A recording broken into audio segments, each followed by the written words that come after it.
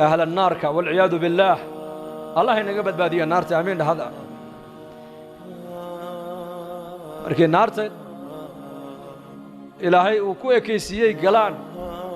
waxa quraanka ilaahay uu noogaga waramay inay 40 sanadood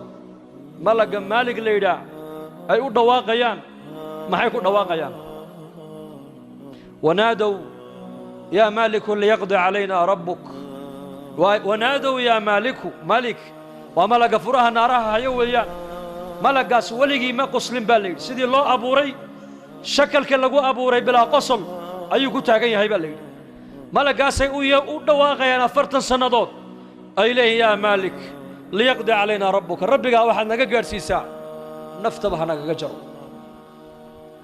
haydi washada u tamaninayaan waaya cadaabka iyo dhibaatada naarta ku dhaxaysata ayaa ka weyn dhimashada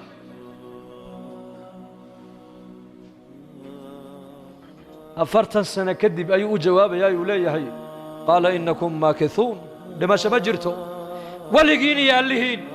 هل كابات كوار يا سند كجري سان بولي لما شوينا مات خلاص أذهبتم